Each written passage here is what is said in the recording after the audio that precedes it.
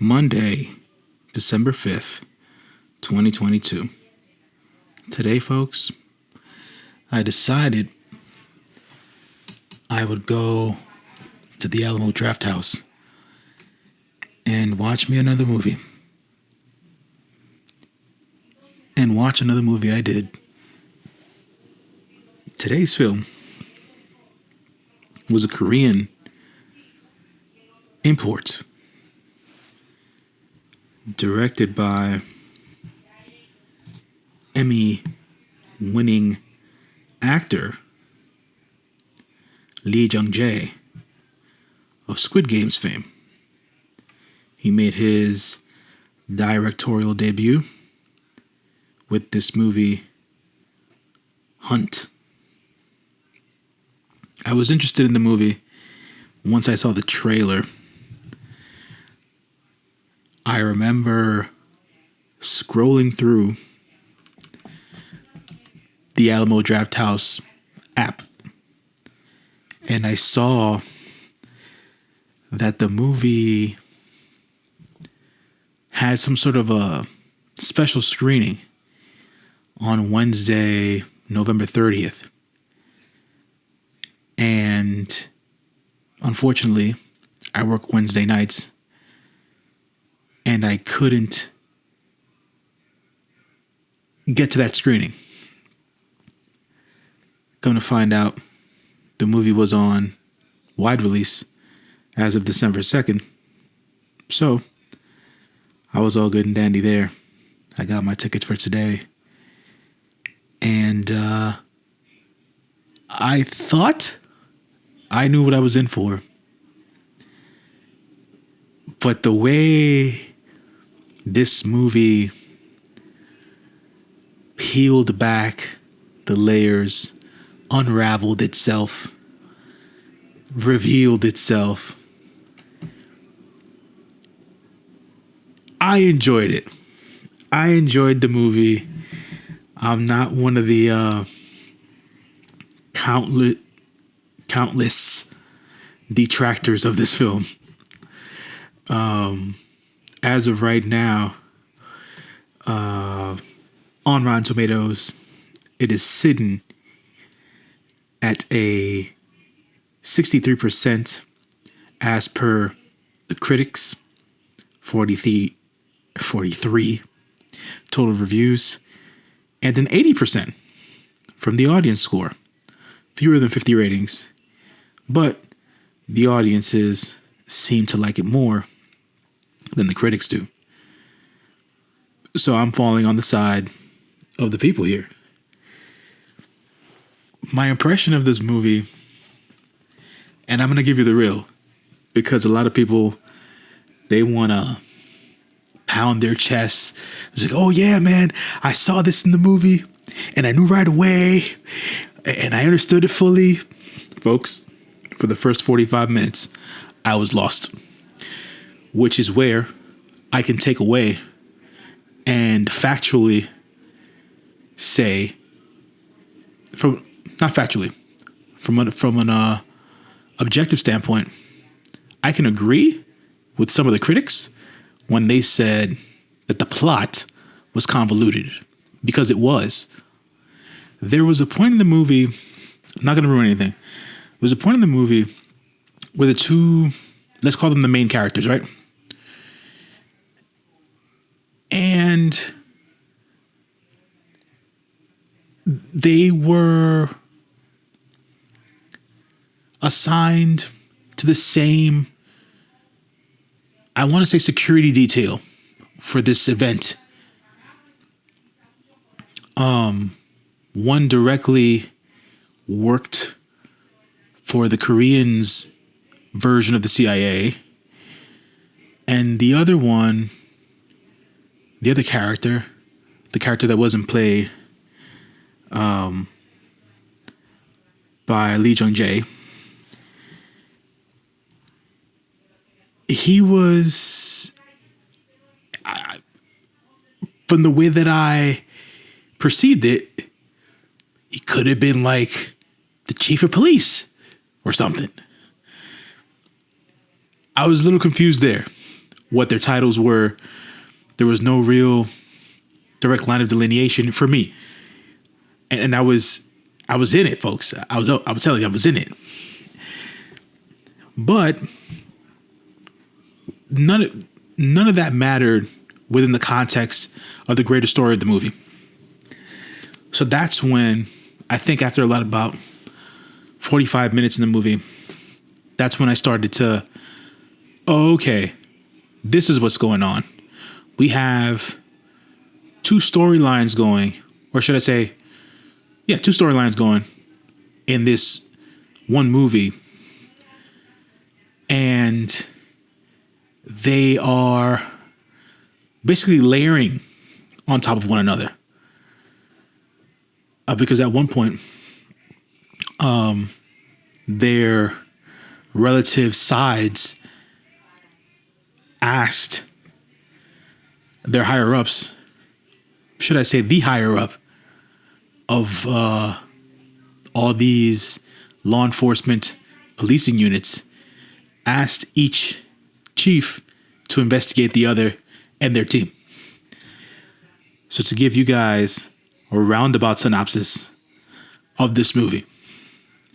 After a high-ranking North Korean official requests asylum, KCIA Foreign Unit Chief Park Pyong-ho, which is Lee Jung-jae, and Domestic Unit Chief Kim Jung-do are tasked with uncovering a North Korean spy known as Donglim, who is deeply embedded within their agency. When the spy begins leaking top secret intel that could jeopardize national security, the two units are each assigned to investigate each other.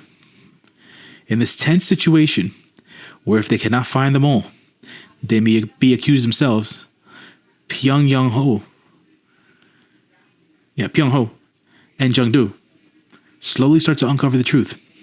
In the end, they must deal with an unthinkable plot to assassinate the South Korean president. So, folks, with all that being said, right?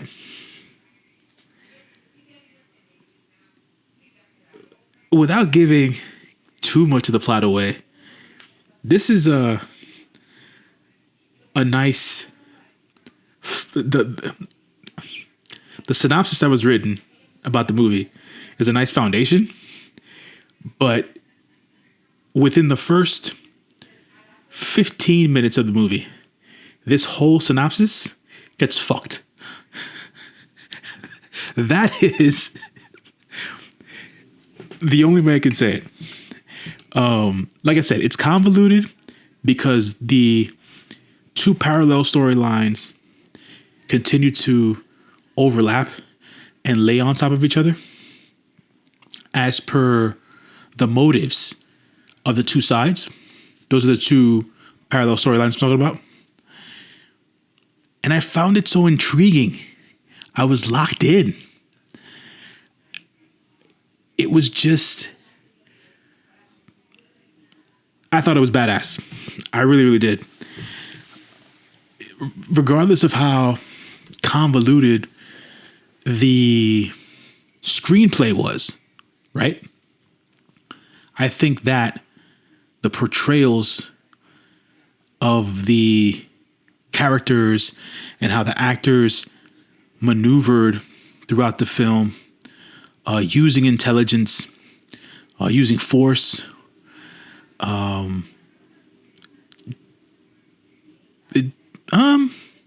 no, there weren't different interrogation tactics used. No. Both sides used very similar interrogation tactics. And both sides thought they were fighting for their cause. Keywords there, folks. They thought. That's where I would, if you like spy thrillers, if you like high impact action, I recommend you watch this film. If you get scared away by the fact that the plot line and the storyline is a little convoluted, listen, folks, I'll be straight with you. I understand. This film, it's not for everybody. That's legit. Not in the sense that it's like it's gory or there's too much dialogue. There's not like there's none of that. It's just that the screenplay that Lee Jung-jae got here wasn't, he adapted it because it says he was the writer of the film. But it seems that people believe that he wasn't the only writer, but he's credited as being the writer of the film. So, for all intents and purposes, take it for what you may. Do a little bit more digging if you'd like.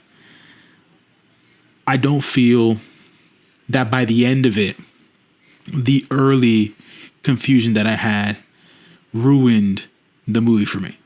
So I want to put that out there for you folks. So it is a Korean film. Has its subtitles. I think that it was very well directed. The sound design of this film, folks, when I tell you that there isn't any other place but a theater, or if you have a real good home theater, that you could watch this film, because the action scenes, the creation of the tension, how they do their interrogations, the very close face-to-face scenes, everything was so clear from an auditory standpoint. I think audiophiles would love this movie. It was just that clean. The action scenes, folks, you felt every single one. The first action scene, I was blown away by. And then the last action scene, literally blown to bits. And it was fun. There were some moments where people in the audience, in my theater, where there was laughter going on, right? From the viewers. I smiled and I cracked, but I didn't laugh necessarily. So I figured I might have missed a joke somewhere and whatnot, because some of the laughs were very hearty. And I think that's part of where the whole convoluted comment came about. Because I think something once or twice might have went over my head. But beyond that, like I said, the movie was well directed. The way they set up the scenes and where they shot them in Korea, they really know how to make certain places look like other places. And I completely bought that they were in Washington, D.C. to start the movie, even though, Korean filmmakers don't really shoot abroad. So good on Lee Jung-jae there. Like the way that they set up the scenes and how they shot them and how they were able to disguise the buildings and the surroundings and things of that nature. Excellently done.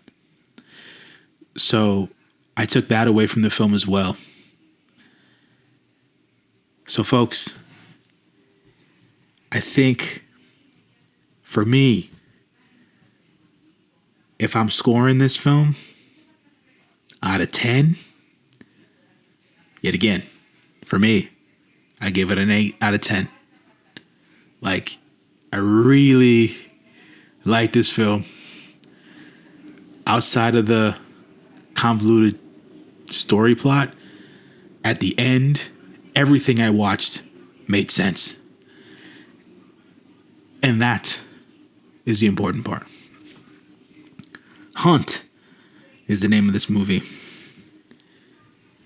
If you get a chance, I recommend you go watch it. If not, you can always wait for the on-demand and digital releases for the movie. It's a drama / action mystery thriller. I'm telling you, man, you won't go wrong. Anyways, folks, that does it for me with Hunt. I will be back next week, or should I say later on in the week. I have a couple of other films that are coming up. So let's see what's on the docket here. So Friday, I'm watching Empire of Light. Sunday, I'll be watching The Whale. Then next week, Thursday, I'll be watching Avatar: The Way of Water. And then I think there are films that are coming out the day after Christmas that I'll be watching as well. So keep it here, folks. Keep tuning in. I appreciate your support. Thank you for listening as always. And until next time, folks, your favorite neighborhood moviegoer is out of here. Have a good one.